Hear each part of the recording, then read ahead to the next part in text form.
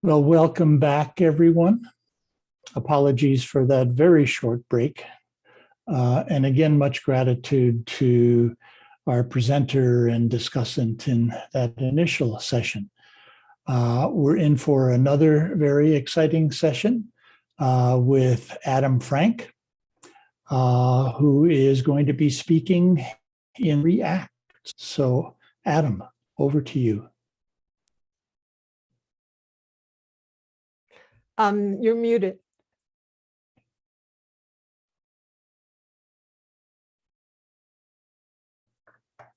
If you can unmute your spaceship, that would be great. There we Adam. go. Yes. So now good.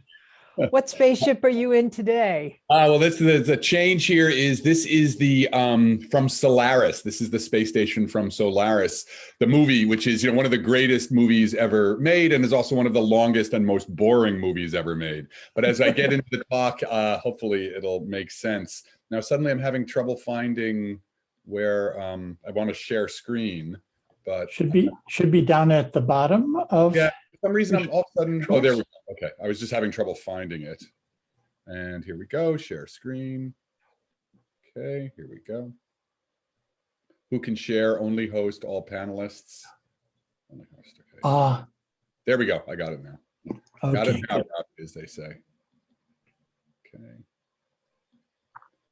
And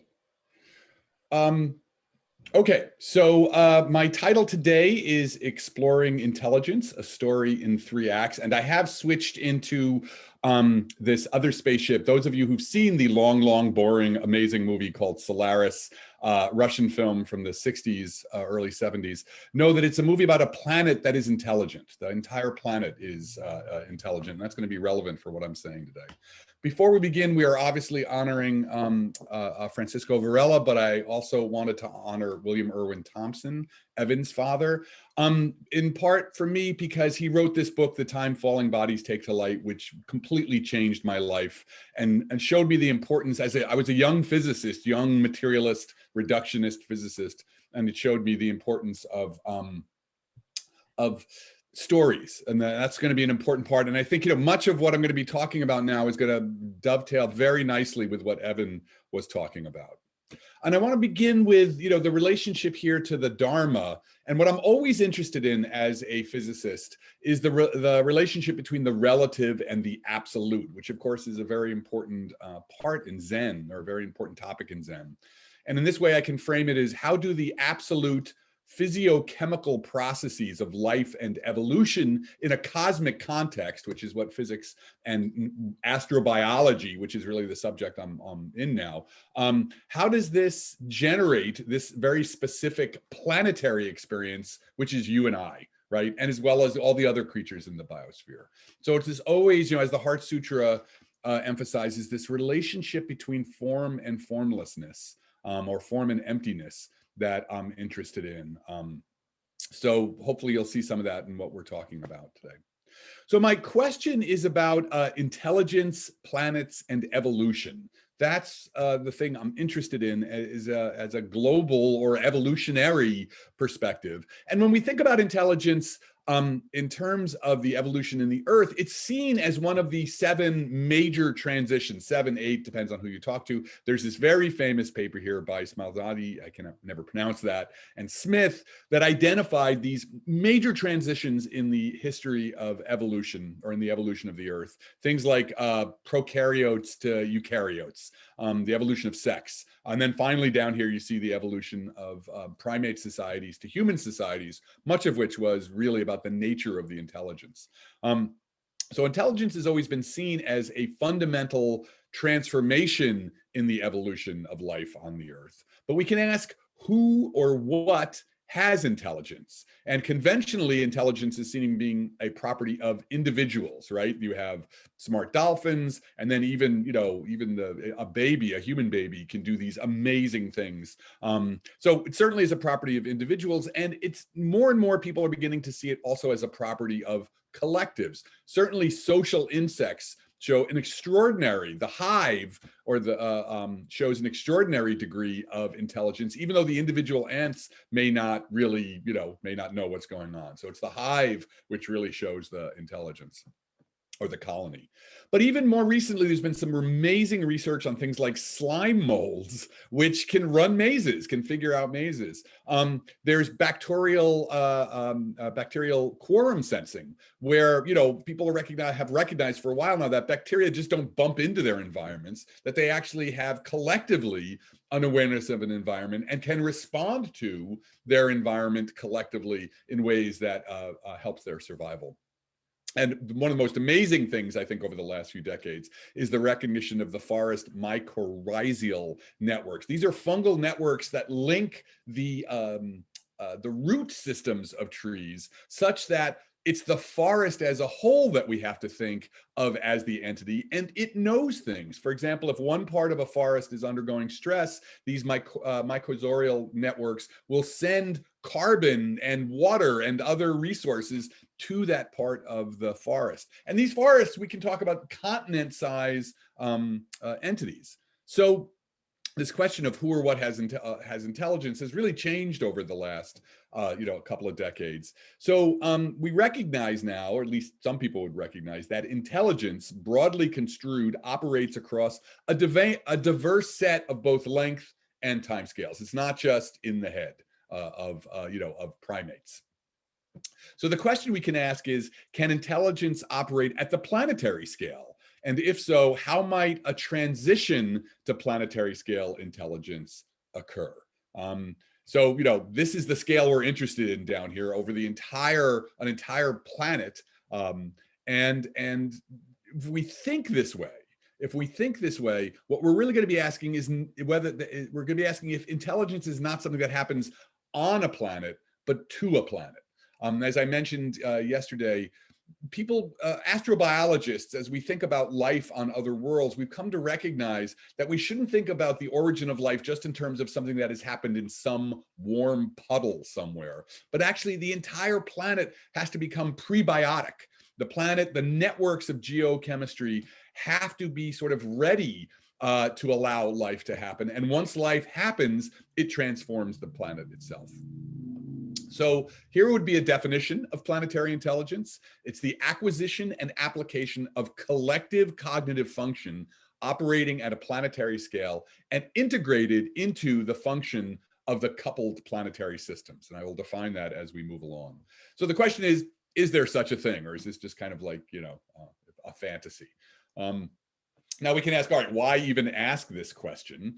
And, on some level, the answer is obvious. It's for our own survival. Can we display some kind of collective planetary agency that is working in that has both wisdom and, has knowledge and then also has wisdom? And this is a piece I wrote for, right when the pandemic started, that I did for NBC, where I was asking, I was saying, in some sense, the coronavirus is basically it's a fire drill for climate change, right? We're responding to this global event.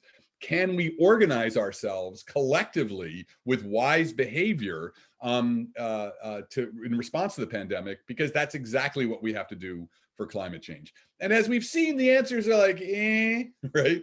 But what we're looking for, we're hoping that we can display some kind of planetary intelligence, meaning collective response, collective agency. So we're asking this question, though, not just for ourselves, but it's really a way of looking at planets and evolution and life entirely. So there's three domains I think this idea of planetary intelligence could be useful for, and these three pictures are sort of articulated. The first is for what we will call Earth systems and exoplanet studies. Is, if we look at the planet in this way, we're from a distance, and we don't see that there's any technology or intelligence. We just see a biosphere, and this is the same thing if we get good pictures of distant planets, right? The same question. Does this system, even without a civilization on it, have planetary intelligence? And then the second case is for the Anthropocene and sustainability studies. This is this image of the Earth here, where wow, now it's entirely clear that there's a technological civilization there. And it's amazing, these images, how much the networks of the civilization, the transportation networks, are completely apparent by this the city lights.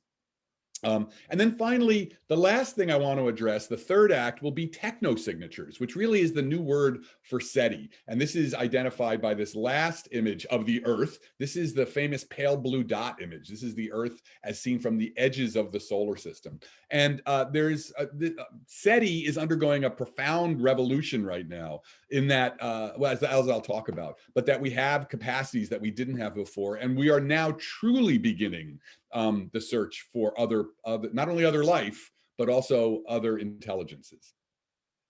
So let's just take each of these three acts briefly. What do we mean by it? So the first thing for Earth systems is that we have now mapped out pretty well Earth's entire 4.5 billion year history. And when I show this image here, I like to ask people, which one of these is the Earth? And I can't ask you because I can't see you, but you know, sometimes people know the right answer and sometimes people say, oh no, it's that blue one down there. But actually these are all the Earth. And these are the Earth at different phases in its evolution. Originally the Earth was had a completely molten ocean. When the Earth began, it had no continents, or really only proto-continents, so it was a water world. At other times, Earth has had, the temperature's been so high, there's been virtually no ice anywhere. It was a jungle world. At other times, it was all ice. The entire planet was called a snowball phase, when the whole planet is glaciated. And then here's the Earth now. And unfortunately, for your long-term investment strategy, this is the Earth in about 1 billion years, and all the oceans are going to boil away. So I don't know how that relates to Bitcoin, but you know, it may have some relation. The other part of this, for this first act, is we have discovered greater than 4,000 exoplanets. And so basically, I point this out in every talk I give, every star in the sky hosts a family of worlds. We did not know that 2,000 years ago. We didn't even know that 30 years ago. And now we know that for sure. And so now we know where to look for life on other worlds. We know, and so that means we have to think about how life has evolved on other planets. I'm not going to go, because I'm trying to talk more slowly for our European audiences, rather than my usual baud rate. I'm not going to necessarily go into these images in any detail. So for the next act is the Anthropocene and sustainability studies. And of course, you know, the idea of the Anthropocene is that human beings are now sort of a dominant force on the planet in terms of changing or controlling the Earth processes. And to understand that, this table is really interesting. This is a breakdown of the energy, the solar energy that is being harvested by various processes on the Earth, for example, in terawatts. And so, for example, atmospheric motion has 900 terawatts. Now come down here to look for biospheric processes, and what you find both on land and on sea, you get a total of somewhere around 200 terawatts. That's how much solar energy the biosphere is harvesting. It's a lot. Now look at how much human beings are harvesting of that biospheric process. And it's on the order of 50. Right? That's a pretty significant chunk of what the biosphere has. So we are already using, you know, a considerable, almost a quarter of what in terms of energy of what the biosphere provides. So this really demonstrates that we've gotten to the point now where we are a significant player in the coupled Earth systems. Finally, for the third act, techno signatures, I just want to point out that we are already at the point where we can begin to characterize the atmospheres of distant worlds. And within, you know, for the next generation of telescopes that we build, we have the possibility of actually mapping in a crude way the surfaces of other planets.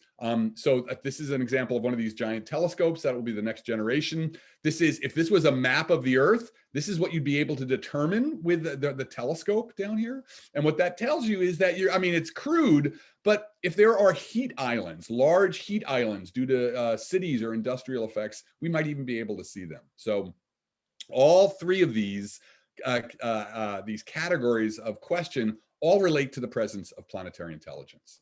So we want to understand if planetary intelligence is possible, because it gives us a framework for understanding the long-term inhabited paths for planetary evolution. And also it can unite disparate perspectives, perhaps into a single explanatory paradigm for transformation. Because the thesis here is that planetary intelligence, the emergence of planetary intelligence, would be a fundamental transformation in how the planet functions, right? And it would be something that the planet would be forever changed by. And in some sense, that's what we need now. So, why ask the question? To get us out of the damn mess we're in now? Because perhaps if we can understand how to marshal planetary intelligence, we might be able to figure out what we need to do next. Now, of course, there are some historical preliminaries for this idea, important ones. There was Vladimir Vernadsky, who was the Russian chemophysicist, who invented the idea of the biosphere. He was the first one to see that the sum total of life on Earth had to be seen as a fundamental player in the evolution of the planet, rather than just some green scruff that you find on the surface. And then, of course, there was James Lovelock and Lynn Margulis. Lynn Margulis, who I know was part of Lindsaffarne, who came to Lindsaffarne, and their idea of Gaia. And Gaia is really going to be an important perspective for us. So let's just take a moment on it. So Gaia theory was the idea that the biosphere co-evolves with what we will call the geospheres, all the non-living parts of the planet, to form a self-regulating, complex system that both maintains and perpetuates the habitable conditions on the planet. So what that means is, in some sense, you can think of the planet as being kind of like a cell, kind of like a living organism. And I say kind of because that metaphor can be taken too far, but it's this basic idea that the biosphere has a kind of homeostasis capacity for it. So now this idea was really important, and it was perhaps the first scientific idea of planetary intelligence. And in that way, scientists hated it, right? So I want to talk about this. Scientists hated, or many scientists, the idea of the Gaia theory. And for some reason, in some sense, I always have to show this slide because I love it. It was because kind of these two. This is Oberon and Morning Glory Zell Ravenheart, and they were registered priests of Gaia. Because what happened with Gaia, it got absorbed by the New Age, and there were literally churches of Gaia and music festivals of Gaia. And these two, I'm sure they were lovely people, but I'm from New Jersey, I can't help but make fun of them, particularly because, oh my God, that is a unicorn down there, right? Somebody glued a horn, on this, a single horn on this creature. And so the problem here, because these two got mixed, the scientific idea of Gaia was absorbed by this idea, this more New Age perspective. A lot of scientists pushed back, but there was also a serious philosophical scientific objection, which was the idea of teleology. Evolution is supposed to be blind, and yet somehow Gaia seemed like it had this idea that like the planet knew where it wanted to go. It had an end in mind. So there was a lot of pushback with Gaia in the beginning, but eventually what happened, there was a very influential paper that Lovelock and Wilson wrote where they introduced what was called Daisy World. And it was a simple mathematical model that showed how a living system could exert feedback loops that would be able to keep a planet, or at least life on a planet, could keep its temperature constant, even though the temperature of its host star was rising. And that really triggered something. That really showed that, this idea of feedback loops was possible. And in general, after a while, the word Gaia, people stopped using it, or at least some people stopped using it. And it was what became the preferred term was coupled Earth systems. And the coupled Earth systems are the atmosphere, the hydrosphere, the lithosphere, the cryosphere, which is the ice, and the biosphere. And really what Gaia gave everyone was the sense that, look, the biosphere is a fundamental player here. You have to understand the biosphere if you're going to understand the evolution of the planet. And now you can't do climate science. You can't do Earth system without thinking of coupled Earth systems. Now, for exoplanets, for these other planets that we understand, we would call them the coupled planetary systems. And we're always interested in the evolution of the coupled planetary systems. And what I'm interested in is when does what we might call planetary intelligence appear? So in order to understand this idea of planetary intelligence, we need some properties of it. And I want to run through these. And they're very much part of what Evan was talking about and the themes of this conference.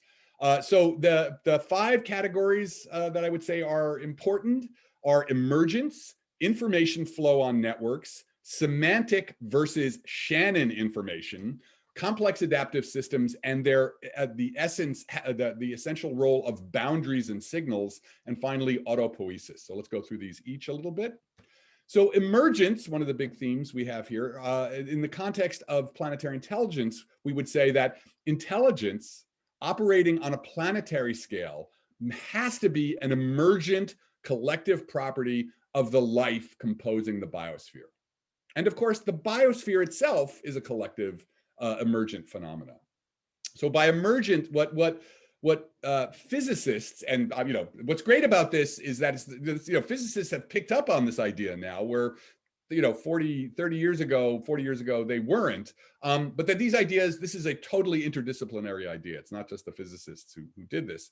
So the idea of emergence is you have some lower level structure, and that with simple rules, and that lower level structure and rules lead to more complex entities and relationships, and that those more complex entities and relationships combine through their rules to form even more complex entities. So you end up with a complex system emerges from a simple substrate.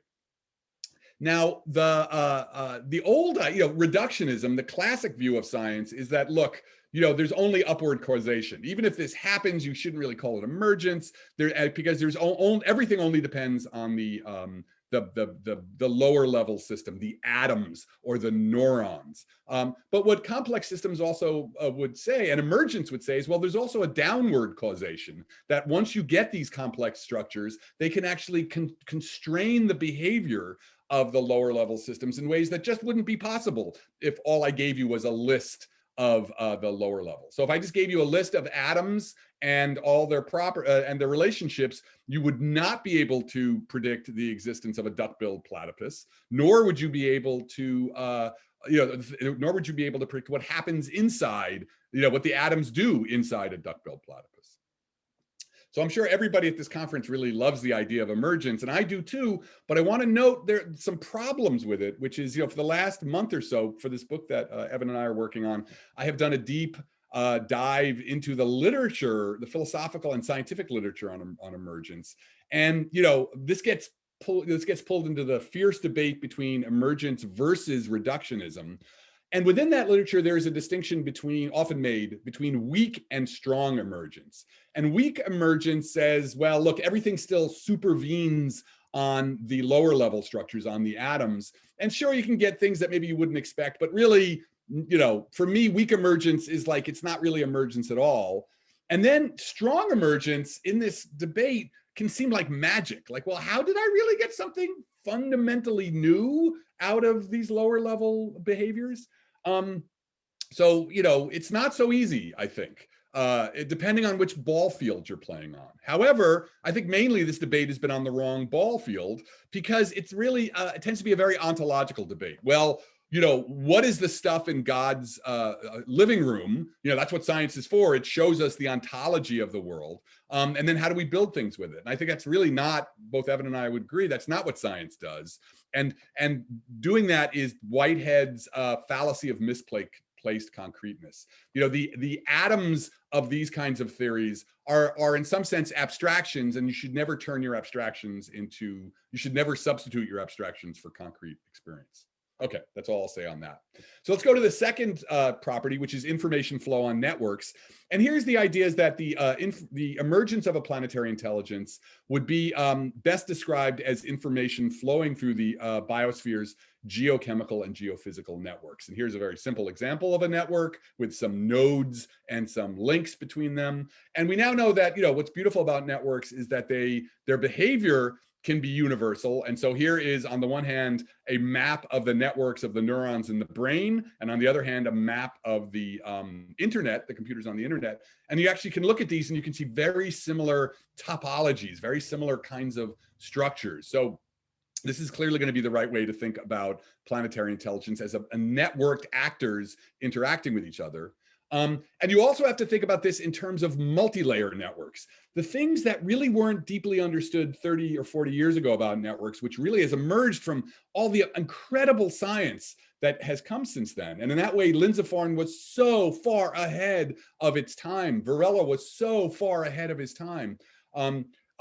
Is the recognition that once you have, you can have a network for the geosphere, meaning, say, the chemicals that interact on a dead planet. And then if the planet becomes alive, you now have the biochemicals that are interacting. And then on top of that, if you have what I'm going to call a technosphere, you've got those chemicals that are produced by industrial processes interacting. So each one is a network, but the networks are linked. And you get very, very different behavior for multi-layer networks than you do get for single networks. For example, a single network may be very resilient, meaning you can cut a bunch of links and it'll still operate. Multi-layer networks have the capacity for cascading failures. You cut a few links on one of the networks and it just blows through all the others. Okay, now when we talk about information, we got to be careful, because if we're talking about intelligence, we don't want to use the definition of information that is typical for computer science. That's what's called Shannon information. Intelligence is about knowing and meaning and significance. And that is what's called semantic information. So we have to be interested in on these networks are what we would call semantic information flowing across the biospheric networks. And for a long time, people were like, oh, that's a fuzzy idea. How do we talk about meaning? But there's this lovely paper recently by Kolchinsky and Volpert, which showed how a system, you can characterize, if you take the total amount of Shannon information, you can see there's a subset of that a system needs to maintain itself. It's a very autopoietic kind of definition. And they were able to create this definition and apply it, mathematical definition, and apply it to a bunch of cases. So I think there are ways actually of thinking about semantic information in a way that could be very useful for understanding principles and even model building. Finally, planetary intelligence has to be seen as a complex adaptive system, right? Because it has the ability to change. But most important, there's ideas from John Holland about the idea of the importance of boundaries, and that it's not a complex system is not just a bunch of interrelated reaction. It has to has a boundary around it, and a physical or informational boundary. And that boundary is not a dumb wall, right? That boundary is able to say, like with a cell boundary, it's able to say like, oh, you're important to me. That chemical is important to me. You're a signal for my own operation. I'm letting you in. Likewise, something that's inside, it's got to be able to identify and be like, oh, no, I need you. I'm not letting you out, right? So the evolution of boundaries is got to be an essential part of this idea. And then finally, the auto-poetic view, which we all, everybody here knows about. And particularly what's important for me is the idea of organizational closure, so that the idea that the processes and products that are necessary for an organism's or a system's continuation are produced by the processes and products that are necessary for the organization or the system's continuation, right? So it's that self-referentiality that can be so, frustrating in some sense, that is essential. And so this diagram, that Evan showed, and I just have imposed on it, I put on top of it, there's got to be a boundary there, because if not, without the boundary, then people could say autocatalytic sets are enough. And autocatalytic sets are very important, but I think that boundary, this is something that Evan has pointed out multiple times, that boundary is really important, some version of a boundary. Okay, so let's now go and actually take these ideas and apply them to our 3 acts. So let's begin with the Earth or planets. Just let's think about planets in general, particular focus on the Earth. And so I want to characterize the difference between what I would call an immature and a mature biosphere.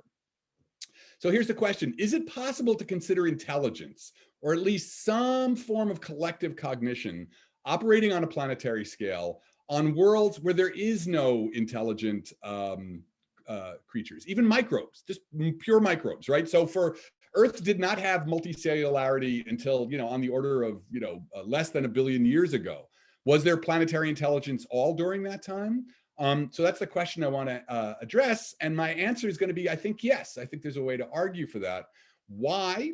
Because you have, during this entire time, you had co-evolution of the coupled Earth systems, and that co-evolution created networks of Gaian feedbacks. So this idea of co-evolution is so essential. And again, it was something that, Lindsafar, all the players in Lindsafar were thinking of. And again, they were so ahead of their time, because now, many people see this as being a part of the evolution of life on Earth.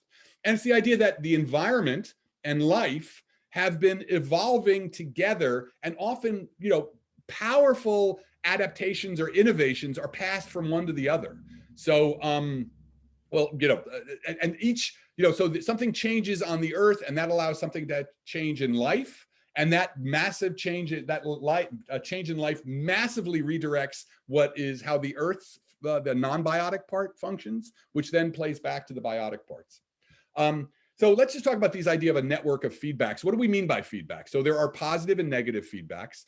An example of a positive feedback is where, let's say the sun gets a little bit warmer, and that leads to more ice melting. But more ice melting means that more sunlight gets absorbed by the darker ocean, which leads to the temperature going up, which then leads to more ice melting. And that is an example of a runaway or positive feedback.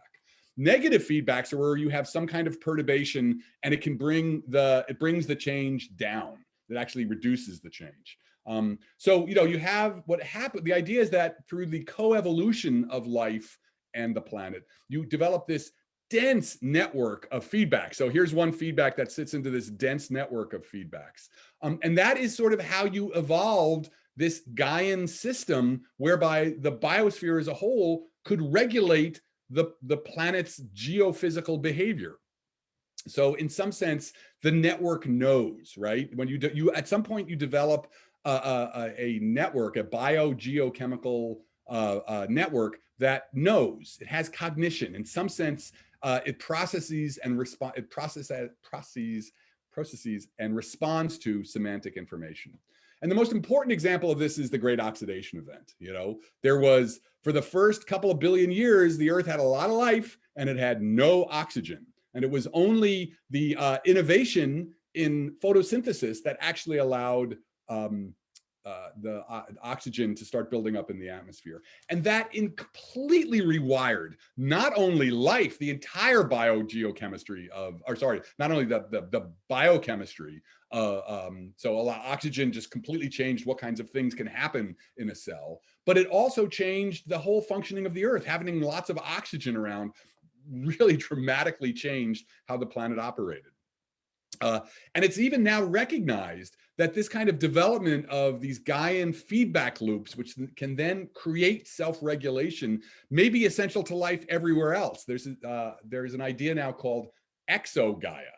And the idea is that, look, a planet could start off in the so-called habitable zone. The planet's in the right place for life to form. Life does form, but if it does not create these biogeochemical feedbacks, these Gaian feedbacks, then, as the sun evolves and gets hotter, the planet will, eventually move out of the habitable zone and life will die. So without forming Gaian feedbacks, life may not be possible long-term on a planet. So to ask this question of, do mature biospheres exhibit planetary intelligence? This is my way of representing it. I'm going to imagine that there are immature biospheres where, so this is a picture of the planet, and this would be a spectra, an astronomer looking at the light from the planet and determining what kinds of chemicals are in the atmosphere, which we are basically almost ready. We've already done it for some planets, and soon we'll be able to do it for Earth-like planets. So for an immature biosphere, there's just not enough life. It hasn't developed those biogeochemical feedbacks, and you wouldn't be able to tell it from a dead world. It would look like Mars, basically. But once you get these Gaian feedbacks, now suddenly the planet has changed. It has undergone a fundamental transformation, and this kind of planetary intelligence has hijacked the world. It has changed the world entirely, and you'd be able to see that. For example, suddenly there's oxygen in the atmosphere. So does a mature biosphere exhibit planetary intelligence? Well, let's go down the list, right, of things. Well, would there be emergence? Yeah, there's all these incredible coupled systems that didn't exist before. Does it have information flow on networks? Yeah, there's all the feedback loops. What about semantic information? Well, those feedback loops, as I said, have to know something. They have to be able to respond in a meaningful way. They have to understand, in some sense, the difference between one kind of change and another kind of change to initiate whatever it is they're going to do to make homeostasis. Are they complex? Is it a complex adaptive system? Yes. Does it have a boundary? Well, the ozone layer, right? The ozone layer is, it would not be there. It's, ozone layer is made of oxygen. It wouldn't be there without the biosphere. And what does the ozone layer do? It actually allows land life to exist by, there's photons coming in from the sun, and it can distinguish between, harmful radiation and unharmful radiation, right? It can distinguish. Let me put that in scare quotes, right? So, but there is a boundary, and there's probably other boundaries you could think of as well. The cold trap in the atmosphere, for example. And does it have autopoiesis, and is it self-maintaining? Yeah, it's been here for 3 billion years. Okay, so that's, yes, I would say planetary intelligence for mature biospheres. Yay. Now, what about the Anthropocene? What about where we are now? So for this, we have to talk about the idea of technospheres. And a technosphere is an interlinked set of communication, transportation, bureaucratic, and other systems that metabolize energy, right? And so we certainly have a technosphere. And people even talk about an econosphere. This is an image of all of the global trade happening via ships. So this idea of spheres tells you that it's global in extent.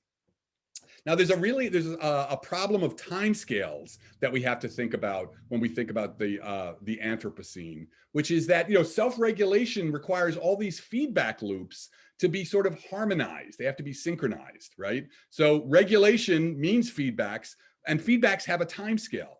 But the problem is that the technosphere has its own timescales that may be different from the biosphere. And the thing is, you can model this, and we did actually model this. I'm not going to go through the equations, but we looked at a model.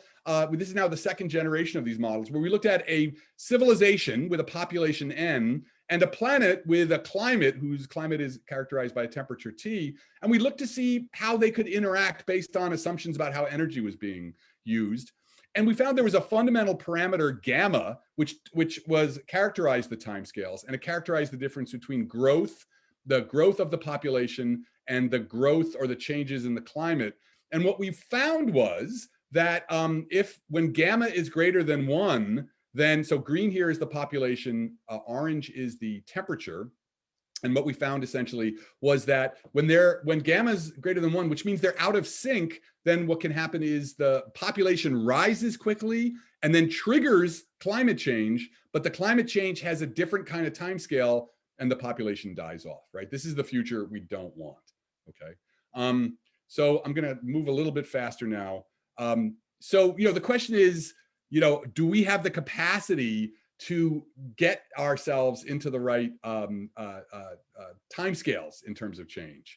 So what I'm going to argue is that basically what we are is an immature technosphere. So while our current early Anthropocene civilization, while it has key features of planetary intelligence, we lack the critical characteristic of autopoietic self-maintenance. So this is, I think, the idea of coordination epistemology that Evan was bringing up. So, okay, an immature technosphere, which, it's got some satellites, great, and there's, in the atmosphere, you would see some pollutants, some new things. Is it planetary intelligence? Well, it's got emergence. It's got information flow on networks. It definitely has semantic information. It has, it's got boundaries in some sense. There's still, we managed to fix the ozone layer, for example, but it's not self-maintaining. We are destroying the processes and products that are required for the system to operate. So, we do not have we're intelligent, but we don't have true planetary intelligence. So now to finish, the third act is this idea of technosignatures, right? That this idea is relevant for the search for intelligence and civilizations in the universe. So The idea of technospheres is actually the opposite of what most people think about with SETI, which was beacons, right? It's the idea that, you're going to listen with radio telescopes for a message somebody sent out from another civilization, but that's not what technospheres are about, or technosignatures. It's the idea of looking for unintentional signatures or signatures imprinted on reflected or transmitted light. And this is what this is the amazing thing that's happening. We now have the capacity to really begin doing this. Now, biosignatures are something NASA is spending millions of dollars to think about. And again, I don't really have time to go through this diagram, but at all the different phases of the Earth, there will be signatures imprinted on the light of the chemicals in the atmosphere at the different phases of the Earth's evolution, or a planet like the Earth, that we will be able to detect from space. So why not? What's the possibility of also detecting technosignatures, in the same way? So for example, if you covered a big chunk of your planet in solar panels, we would be able to see that from a distant star. It actually imprints itself on the light reflected from the planet. Likewise, if there are pollutants or intentional pollutants, even for terraforming, things like CFCs or NOx's, nitrous compounds, those would also be detectable. There's the possibilities if you had orbiting megastructures, one of my favorite ideas. If you had large-scale solar collection in space, you would be able potentially to see those from with our satellites or with our telescopes. The point here is that one thing that we have found as we started to try to be systematic in our understanding of this, is that the civilizations that we are likely to find, if we find one, are going to be older than us. And I won't go through the argument for this, you can ask me later. But in general, we're going to find older civilizations. And there's an argument to be made that old civilizations have to be sustainable civilizations. They are the ones that have figured this out. So in that sense, they have marshaled collective agency. They must have planetary intelligence. So a mature technosphere, here's our little diagram. So now this is a planet that's got cool things like, a space elevator. The moon has already been settled. And they've got the ability to regulate their CO2, maybe add things to their atmosphere that they think are necessary or are useful. Let's go down the list again. Emergence, absolutely. Information flow on networks, yes. Semantic, they're going to all be about semantic information, being able to read the climate state in a way that would allow them to make changes. Certainly complex adaptive systems, boundaries for sure. They may put up satellites or that would be able to stop asteroids, because sooner or later, if you're long enough lived, there's going to be an asteroid impact. So that's a kind of boundary that you would put around your planet. And then, of course, most importantly, they would be self-maintaining. They would have figured out how to be self-maintaining.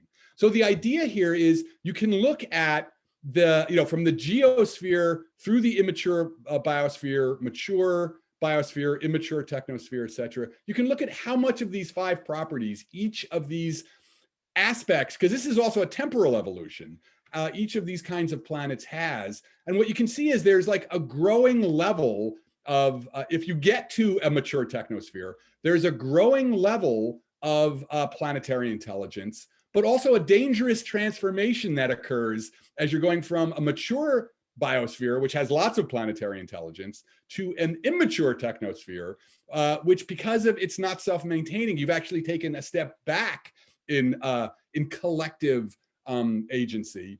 And then finally, once you got to a mature technosphere, you would have even stepped up the degree of planetary intelligence that's there. I won't show this. So let me just conclude here with what do we mean by this? Where are we headed, right? And so the importance here, this is going to link back to the difference between crisis epistemology and coordinated epistemology. It's all about the stories we tell. And so the usefulness of thinking about planetary intelligence is not only might it be true, it might be a correct way of modeling what happens with life and evolution on planets, but it also is a story of fundamental transformation. It is a story of the fact that planets undergo profound transformations, and those transformations have critical points, right? That's why, so we can talk about whether or not we should be using the word crisis or not. But that may not be the right word, but I always use the idea of adolescence. Adolescence is a very dangerous transformation, but it's one you got to go through. Everybody goes through it. And so the earth may be at this transformation now. And so it's the story we tell that matters. And our job is in this story, in this new story that I think this planetary intelligence offers, is our job is to complete the Gaian planetary, or to complete Gaian planetary evolution. Remember that the problem for some people with Gaia was teleology. How can the planet know where it wants to go? Well, once you develop a mature technosphere, for sure, there's no problem with arguing about teleology. Of course it's there. We are the teleology. So the argument would be, fundamentally that we need to take this transformation or need to enact this global planetary transformation that will be both cooperative, co-evolving, and involve wise planetary intelligence in an I-thou relationship. I just made this change after listening to Evan's talk. And you can think of that as love. It's recognizing that we are in the biosphere, not on the biosphere. We are enmeshed with it, and the planet will just move on without us if we screw up. So, all right, well, I will end there, and I thank you very much. Thank you so much, Adam. And I'm glad you ended with love, because we always love your presentations and how much they provoke in everyone's thought. I'm going to turn it over to Evan, who will lead our discussion with his comments. But right before I do, I want to draw your attention to something that Kigaku Noah posted within the chat. And that is a link to the extraordinary films of Barry Hershey, and one in particular on climate emergency from his Feedback Loop films. I know that that he has registered, that Barry has registered for this symposium. I don't know whether he's online right now, but a quick shout out to you, Barry, if you are. Indeed. Okay, Evan, it's all yours. Great, thanks, Al.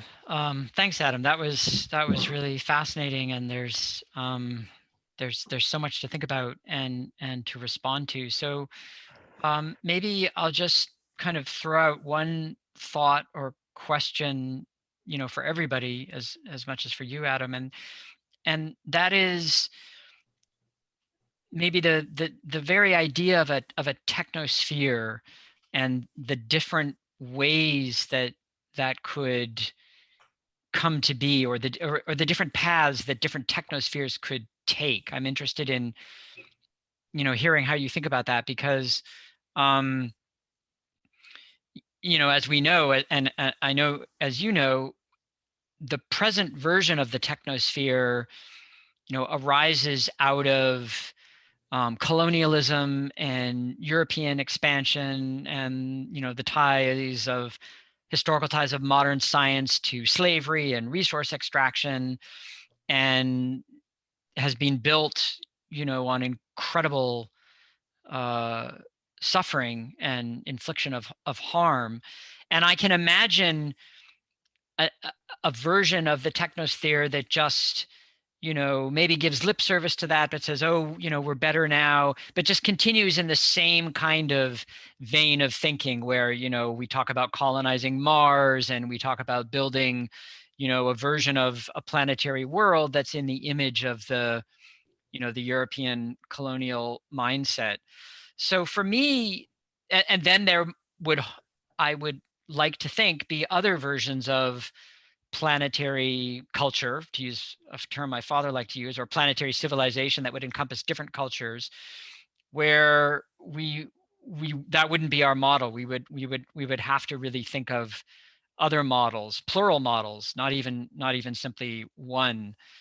And I mean, this is obviously linked to questions about whether humanity is going to mostly dwell in cities and redesign cities and leave large amounts of the earth uninhabited, or whether it's going to envision the earth as a kind of lattice of technological artifice in which there's, increasing loss of what we call wilderness spaces, not maybe the best word, because wilderness is a human construct, of course, as opposed to cities where there's lots of wildness in its own way. So I'm wanting to kind of bring out this is simplifying, but in a way you could say, the geosphere, the biosphere, these are things we can describe in a way where we, up until very recently, bracket, the human. But now in the case of the technosphere, with the presence of the human, there are many possible technospheres and many possible visions of what that could be. And so I suppose this is just an invitation for you to say more about, your visions of those possibilities, the ones that that we should be working towards, and the ones that we should, be thinking of as not paths we want to go down. So really just an invitation to say some things about that. Thank you. That's a really good comment, which I think about a lot, because, there's one way in which, I feel like the project of civilization, I use that term a lot, by that I really distinguish what happened after the last ice age and the beginning, and farming in some sense, how farming led to cities and, villages, and villages led to cities, and cities led to empires. That whole project has had problems with it, essentially, even though it did amazing things.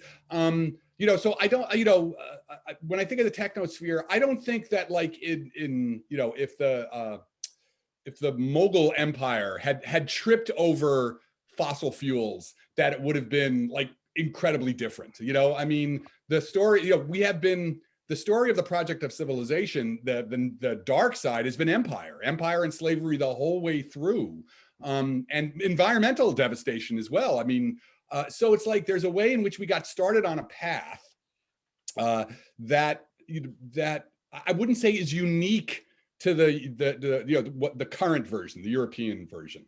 There's been a problem with, and they've all been technospheres on some level. That sort of level of organization, that comes with having an empire, whether it's Roman or Tang Dynasty China, is a kind of technosphere.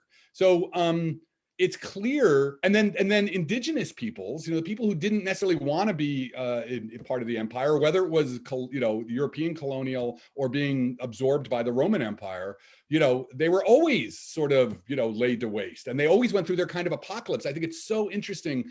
The point you bring up is to think, to get the perspectives, we're going to need those of indigenous peoples who've already understood what it means to live in these kinds of very different, these changed environments. So the version that we have of the technosphere right now is pathological. It can't maintain. It is just, and we've been on this path. I always like to point out to people, where are the mastodons, right? Where, basically human beings from the beginning, we found all these giant megafauna and we ate them until they went extinct. So our relationship with the biosphere almost from the beginning has been problematic. And the awakening, the idea of an awakened planet, I think somehow means to take this cognitive activity that is so powerful that we have, and somehow relink it to the to global biospheric activity. So we need a very, very different kind of technosphere.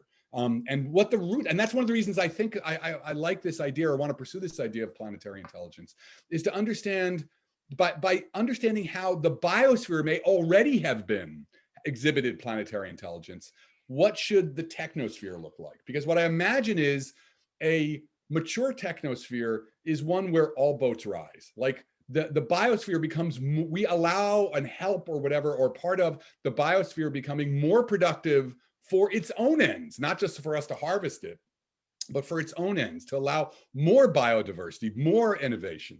And I think there's a lot of philosophical work, a lot of rethinking of what science means, what the deployment of technology means, what the deployment of technology and economics means. Because, like I said, I don't think, capitalism and socialism had a particular way of using science for its own ends. But in general, human systems, none of the empires we've built have been very good about resource extraction.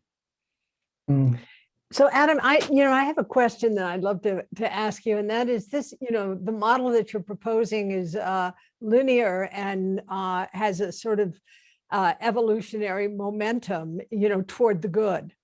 And yet we know that the negative, that feedback loops have a really important role in, if you will, maturation. And those feedback loops include breakdown.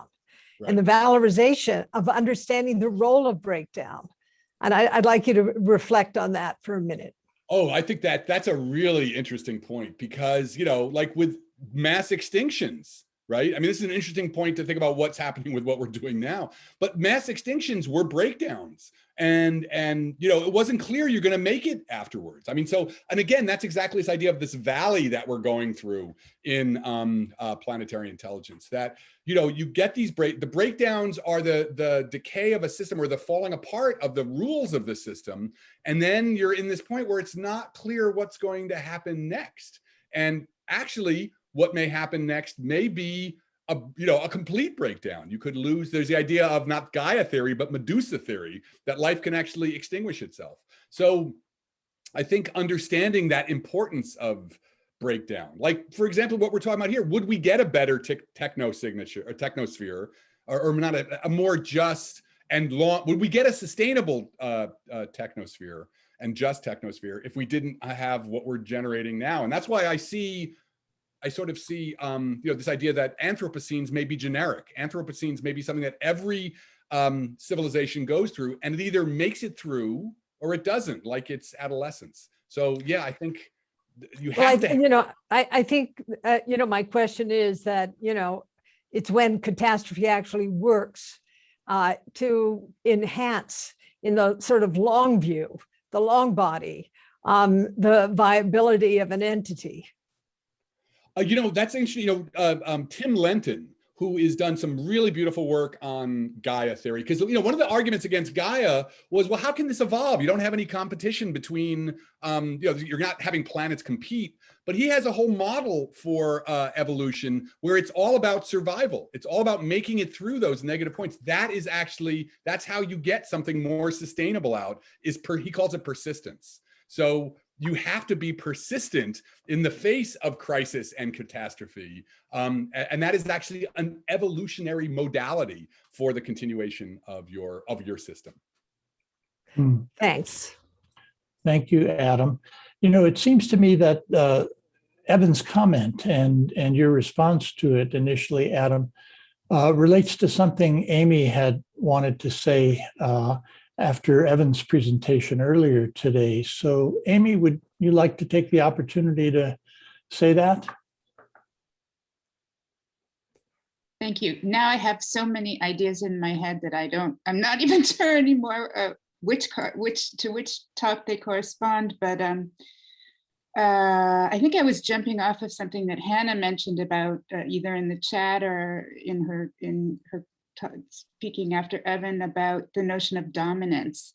So what I was thinking of, and I'm not sure that this still corresponds to where we are, this discussion is going very quickly for me, but it seems to me that something like what Evan described and what you're describing for the technosphere has to do with moving from a mode of existence that's based on subject-object relationships into something that's based on something that I can't word, but it would be so subject-object relations would be, for example, relations of dominance or mastery, right?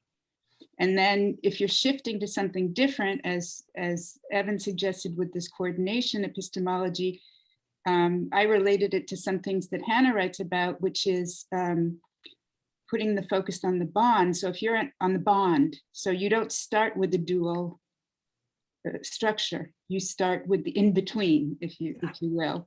And then so this is a question I always have thinking about dominance and mastery when I think about inaction. If the knower and the knower and the knower and the known co-emerge, what do you do about mastery? What status actually does that position of mastery have, or that position of dominance and dominated? So this takes away, this is far from all the thinking that should be done, as Evan did very carefully, and other people as well, about the social science side of things, where we're in a kind of a history, and we're in a history of relationships that vary, but this is sort of a structural idea about participatory sense making and enaction that it problematizes this notion of subject and object. Amy, I think this is actually essential for the technosphere, right? Because how does, because the technosphere, as when I gave that definition from Half, who kind of defined, the first one to start really using the term, he talks about, the technosphere includes the bureaucratic, right, relationships. The technosphere is a coordination of semantic information. And so it's the social systems, it's the political systems, it's the economic systems. And how do we develop a different version of those that is not dominated by mastery, by subject object? How, you have to have something whereby, and that's why complex systems, I think, can be useful, because you can have this, you can have the feedback loops going from top down and bottom up. It's this, the idea that you can have multiple layers, and you don't necessarily have, the dictator up here telling everybody what to do. Right. But I think that's the work that has to be done. And, what I'll say about network theory, that's what I love about network theory, is that, right, in network theory, you can draw the little circle around the thing you think is the entity, in lots of different places, but it's the network as a whole that is the thing. It's the holism. And so perhaps as these kinds of ideas propagate through our thinking, that there will be ways there to reorient, or to different ways of thinking about the techno-political relationships. Evan, anything more you want to? Yeah, respond to actually, that? there is something that comes to mind, and it has to do with Francisco's thinking about this. Since we're the Varela Symposium, I want to bring his voice into this. And he wrote a paper. I'm sure Amy knows this paper. He wrote a paper. It was published in Journal of Family Therapy, I think. And it was in response to people who were using the concept of autopoiesis, or who wanted to use the concept of autopoiesis to apply to the family. And they basically said, the concept of autopoiesis is this kind of rich systems theory concept, and we shouldn't just limit it to its paradigm case of the cell. Why can't we talk about the family as a self-producing, self-regulating system? And Francisco's response to this is very interesting. He basically said, well, the difference is that in the case of a living system like a bacterium, you can, for explanatory purposes, bracket out the observer in a way that you can't when you're talking about a family. Because to give a description of the family is already to participate in a way of it's to participate in a mode of description that it actually is constitutive of the very system you're describing. So he said you can have the observer out, system in perspective for the cell, but you have to have the observer in perspective when you're talking about society or a family, because we don't just describe things from the outside when we're talking about families, or indeed, he would say, technospheres. We are within them, and our descriptions actually constitute how we then go out and enact them in a way that they don't, or they don't in the same way for a cell. So, I mean, another way to put this is to say that there's a kind of inbuilt inherent reflexivity to our thinking when we use a concept like family or technosphere, where the very act of describing it in a particular way constitutes it in part as being that way. So we have to think about our descriptions as already sort of value saturated, and as bringing about and enacting precisely, the ways that we're describing things. And the idea is not that we stop doing that, because it's impossible to stop doing that. It's to be aware of how we do that, and to bring that out in a way that sensitizes us to it. So, I mean, in a way, I would say that, the very concept of a technosphere is an instance of that, in a way that doesn't invalidate the concept, but should lead us to think about how the very description of that is already going to be framed from, you know, certain social and political perspectives that we want to take account of, and that we want to, you know, be sensitive to. Because if we don't, then we'll import into it in an unthinking way discourses of, you know, subject and object, or you know, mastery and servitude, or master and slave, you know, to think of it in a Hegelian way. But Evan, So anyway, you know, the thing is, if I'm asking the question about other technospheres, right, which is really sort of what happens with techno signatures, then I am able to sort of step back and say, like, okay, well, here's a planet. I'm looking at its functioning. I'm looking how, you know, nitrogen is cycled through the planet. I'm looking at how, you know, infrared light bounces around. And so the technosphere does become like a biosphere in that case, and that there is a system that has functions, material and energy cycles through it. And there is a part which is not the biosphere, which was designed, and it's not mine. So I'm sure that, you know, within it, it's got power relationships, which is going to be really interesting. But from the outside, I can look at it as a you know, physiochemical system.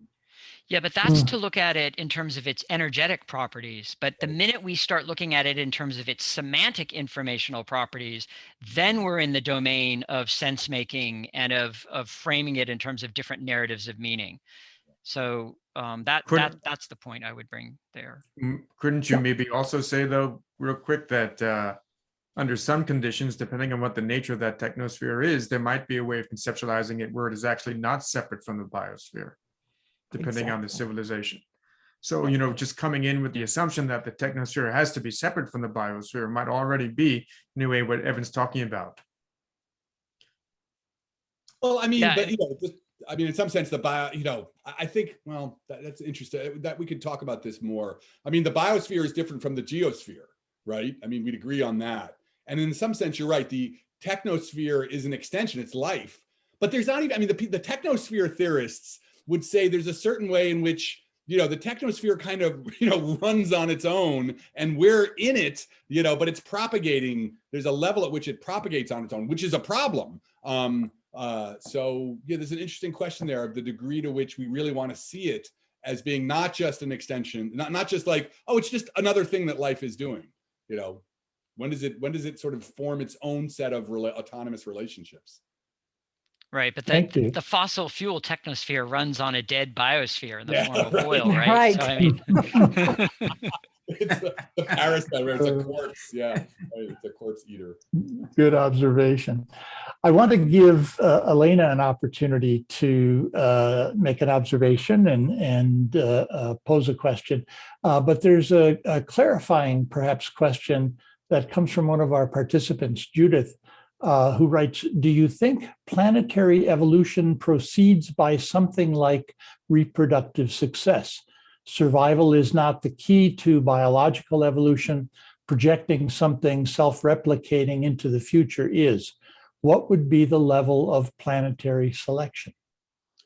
Yeah, well, that's, again, this was Tim Lenton's. I'd recommend, I can put it in the links later on, Tim Lenton's idea of persistence, that if we're thinking about planetary, just a single planet, then we have to think differently. We can't think in terms of selection as competition or the usual ways we think about it, you know, replication. However, right, if once we start thinking about technospheres that last a while, we now can start asking about, you know, what's interesting about the history of the Earth is that the whole history has been stuff falling in. Right? First, the Earth formed out of collapsing cloud, and then there was material raining down on it, which may have brought our amino acids. But then, you know, you watch the planet for a few billion years, and it starts throwing stuff out, anti-accretion, right? So there's most of the Earth's history is accretion, and then all of a sudden you get anti-accretion. And at some point, you know, if you last long enough, you may start to propagate. You may, you know, I always see. There's ways in which I'm in favor of the settlement of the solar system, not the Elon Musk version. But because what I see is happening there is it's not us settling the Mars, it would be the biosphere reaching out a green tendril to, you know, continue it, to have more life. And that may happen in a bunch of different ways. So there's a possibility that you could get kind of, you know, waves of galactic expansion of life. from, once a civilization that has those capacity evolves. And that's tied into something called the Fermi paradox, which is a whole other story. Thank you. I just wanted to mention Gabor had helpfully posted a link to Tim Letton's work, but Gabor, it went only to the panelists, and I wonder whether you could repost that, but having it go out to all the participants also. So I have added the link to the question Q&A section as well, so they can find it. Oh, very nice. Answered questions field. Thank you so much, Gabor. I appreciate it. So, Elena, please, over to you. Thank you, Al, for giving me space. Adam, a question that has a reason, and I posted it in the chat as Evan was talking about, different technospheres. My question is the existence of technosphere even a necessary criterion for a planetary intelligence and for the conditions for this more ancient civilization than ours to have a pleasure of meeting us at some point in our mutual histories? And kind of seriously but facetiously, we can imagine a scenario where we're meeting a civilization that has mastered telepathy and teleportation. They don't need their flying saucers or translational devices to speak with us. And by the sheer power of their minds, collective minds, they can, dodge the asteroids from the collision trajectory. So could you elaborate on this as a necessary criterion? This is fascinating. As I started to become a professional techno signaturist and thinking about this, one of the most mind-blowing parts of this is to ask yourself, how do we even begin to think about how civilizations evolve technologically, socially, et cetera? And how do we do it in a way that, we're not just writing science fiction stories? But one of the things that really interests me is the idea that maybe you don't need a technosphere at all, as you say. You could imagine that even microbes, right? A world, that's why I'm sitting on Solaris right now, that a world without developing technological, metallurgy, technological industrial processes could still manifest not only what we would think of as technology, but even space travel. I mean, in the sense of like the biosphere, you have organisms that do amazing things, shells, giant constructions of termite mounds. Who's to say that you actually have to have, some creature that uses tools, that picks up a bone and beats its, companion with. So I think we have to be open to the possibility that this previous kind of intelligence that I talked about, the Gaian intelligence, that even these processes might manifest things that we would identify or think of as technology, when in fact there was never a tool building stage of the kind that we think of. Because evolution and life is so much more creative than we are, right? Our imaginations you just have to walk out in a forest and you can see our imaginations are so limited in terms of what the biosphere has produced. So that's both a challenge to our thinking about it and an enormous joy in considering the possibilities. Thank you. Evan, anything you want to add to that response to Elena?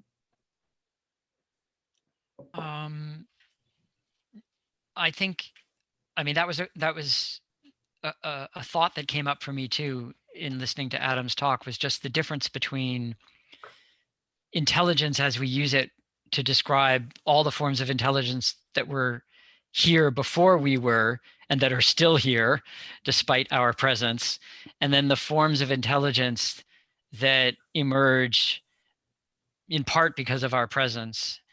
And it seems to me that the entanglement of that is very complex.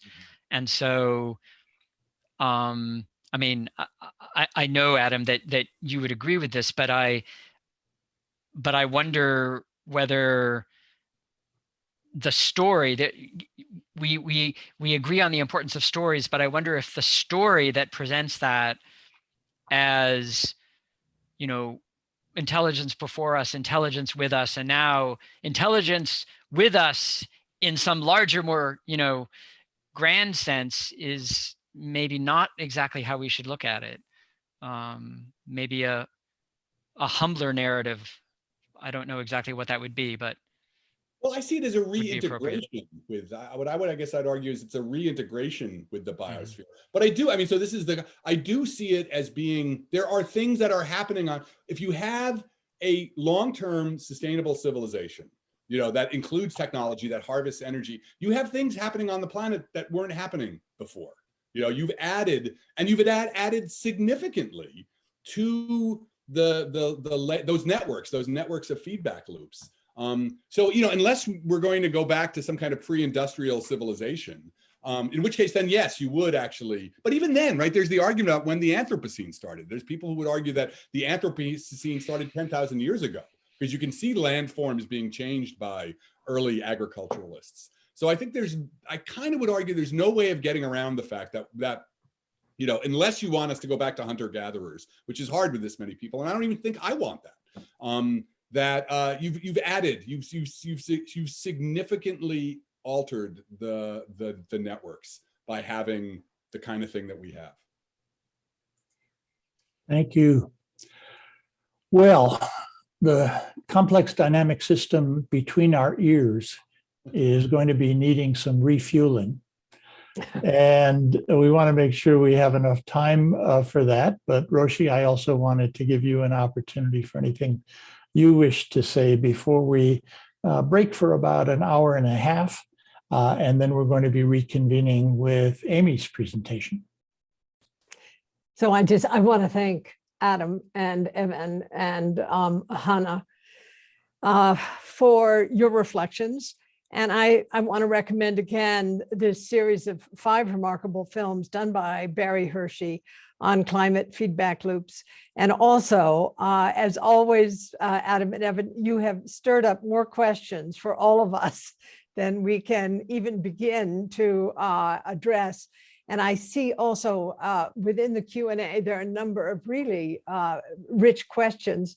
So I'm going to ask you, Al, if you would get a list of those from Noah, and we can parse through those. I really appreciate you all out there in Cyberland making it possible for us to dig a little deeper through your rich questions.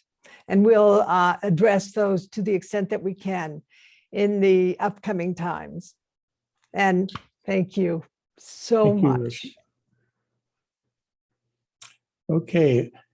Well, Noah, I'll be looking for any of that from you and be reviewing that during our little break time. You got it. All right. We'll see you Enjoy at 2 the meal. o'clock Yes. Mountain Time. Okay.